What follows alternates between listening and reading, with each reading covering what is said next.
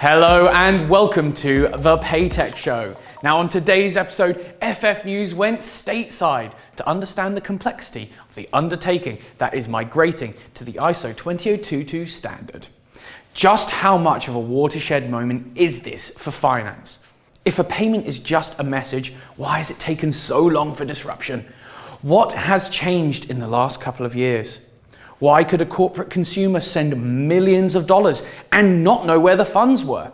How will ISO 20022 help millions of small businesses around the world get access to liquidity in this cost of living crisis?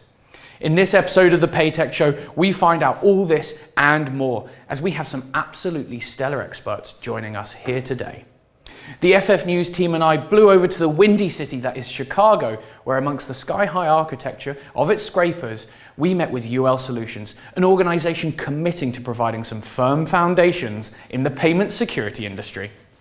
Ravi Sharma, who heads up the global advisory business of UL Solutions Cybersecurity, showed us around their Illinois campus. Over on the East Coast, Ali Passon, the director of FF News, managed to catch a virtual interview with BNY Mellon's Isabel Schmidt to find out how this behemoth of a bank, ever evolving since 1784, are looking at this new payments architecture with excitement. So, without further ado, let's hear from our guests. My name is Ravi Sharma. I am the business manager of public sector and advisory cybersecurity services with UL Identity Management and Security. And with that, I would also like to share that we have recently launched new brands of the three organizations within UL Enterprise. And we, as in where I come from, we are part of a new brand called as UL Solutions now. While we have new brand in place, but our mission of providing the safety science to our customers remains the same. So we continue to provide testing, inspection, and certification services along with software products and advisory offerings for helping our customer with their business growth and their product strategy, making the payments invisible and more secure. I think you're so right, Ravi. We're really seeing that customers want their payments to not just work, but be invisible. And we're seeing those expectations turn into demands. Right, exactly. And if you look at it, I mean, with the recent trends and everything, I mean, the payments are becoming more and more invisible. I mean, how many times it happens that you really need to make an effort and get involved yourself with entering your card details or entering your payment data in order to make a transaction. Yeah. So certainly payments are becoming more and more invisible, and that's where the security and safety comes in. So first of all, thank you, Alec, for having us. Really delighted to be here. I am co-heading the payment product function at BNY Mellon for Treasury Services. So in terms of your day-to-day, what does that entail, looking after the treasury services? Are you focused much more on the delivering almost banking as a service, or are you focused more on delivering to corporates, or somewhere in the middle? I would say probably is all of the above. So Treasury Services serves both financial institutions globally. We serve corporate clients as well as non-bank financial institutions. So it's a very broad range of customers around the globe. And that really means that our solutions have to work or be kind of customized for each of those segments. Domestic needs sometimes are different than international needs, and corporate clients may have different requirements than financial institutions. So our team, together with my co-head, looks after all of this, understand what's happening in the world, and help clients adjust and deal with the changes. Now, one thing I want to really get across in the Paytech Show is what these changes mean for the end customer on the street, you and I, how ISO 20022 is going to impact us. So when we look at, for instance, retailers and people shopping, how is payments going to change because of ISO 20022? But before we even talk about ISO 20022, let's also take a look at what financial messaging has been doing and how it has been acting as a foundation of all the payments around the world. Yeah. I mean, if you think about it, financial messaging is all about this massive amount of data and information exchange where there is a sender and receiver and they have a common language to talk to, and also the interpretation of that information exchange. In technical terms, if I call it as, then when we call it about the structure of the message, that's what is called as syntax, and the meaning of the message, what is semantics. Yeah. Now, when we look at ISO 20022, it was originally launched in 2004. If I compare with it, with the most widely accepted message today, which is ISO 8583, it came in like 1993. Wow. The same year when Bill Clinton became the president and the first Jurassic Park movie got launched. So, and today, after years and decades, we still look at a lot of financial institutions who are still acting towards implementing some kind of a middlewares or some components to be able to map the data of 8583. Yeah. So we are still working of adopting a standard that came in early 90s, and now here we are talking about ISO 222. In that context, consider that the financial razor for this economy were built, 30, 40, in some cases 50 years ago. It really isn't surprising that our payment infrastructure may not be best equipped to serve today's needs. And that's where ISO 20022 comes in. Payment messaging standards drive what data is used, and good data is essential to a digital world. And ISO is superior to legacy formats in that space, in that it's actually rich in data and it's rigorous in its structure. So it's perfect to actually enable digital payments in a digital economy.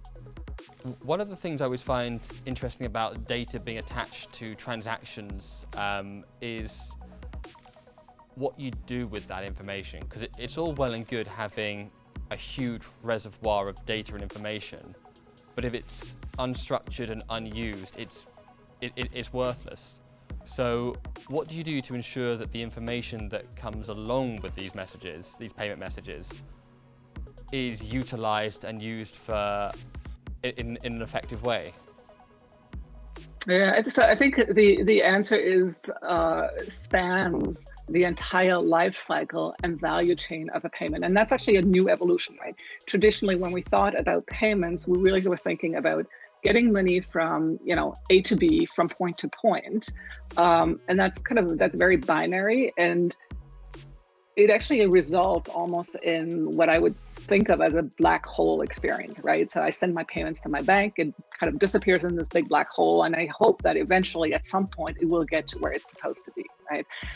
So we need to step away from that and be able to create an experience for our clients that is, that's fast and seamless, of course, but that's also transparent and gives them control. How's this going to impact SMEs, small medium enterprises that are typically hamstrung by liquidity problems? Yeah, so it's actually precisely that. It's the access to that liquidity, to be able to have Right. that much of liquidity, and to be able to, because if we talk about small and medium-sized businesses, their risk appetite is not that much. No. At the end of the day, they cannot hold millions of dollars of transactions just on a risk base that, okay, we are going to act as a facilitator, we'll take the risk of disbursing the funds on our risk and we'll wait for the bank account to get the funds to us.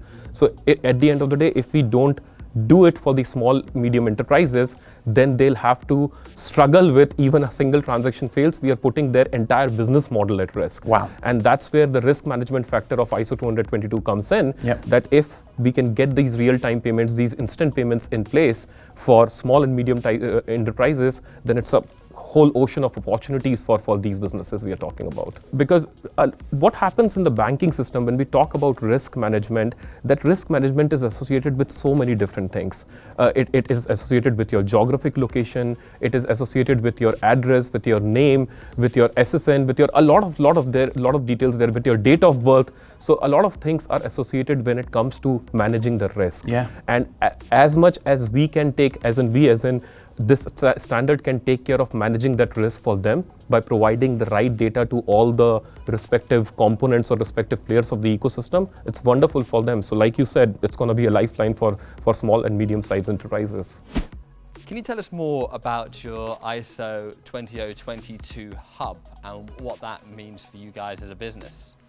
Yeah, so I think in that context, again, we need to think about that black hole experience. So legacy payments experiences were about moving money from A to B and not worry about anything else. We can't take that approach today. It really must be centered on giving clients these solutions that are, simple, quick, transparent, leave them in control, right? And so that means that payment solutions today must be conceived end to end, and actually in many cases span across multiple traditional product verticals within a bank. And that's actually quite unique and quite new. And that's why at BNY Mellon, there is no concept of an ISO 20022 hub, or we're enabling the payment hub for ISO 20022. We rather think of what we're building as an ISO 20022 ecosystem. It's a set of distributed solutions across the value chain that are all powered by the ISO standard, right? So again, kind of the example is, simplifying the payment initiation. That's a channel function up front. We're thinking about improving SDPs that's embedded in the core processing system of payments. We can think about enriching risk functions. Again, that's kind of deep in the bowels of the bank. And at the end of the payment chain, the reporting space with improved data and improved reconciliation. I'd say the last piece that's really important is, because ISO is about richer data and more structured data, we believe we'll see a lot more analytic solutions. So solutions that will provide clients better insights into their own financial transactions that they may not have today. I think as an industry, we're probably just beginning to scratch the surface there of the opportunities, but there truly is an enormous amount of opportunity to create value for clients.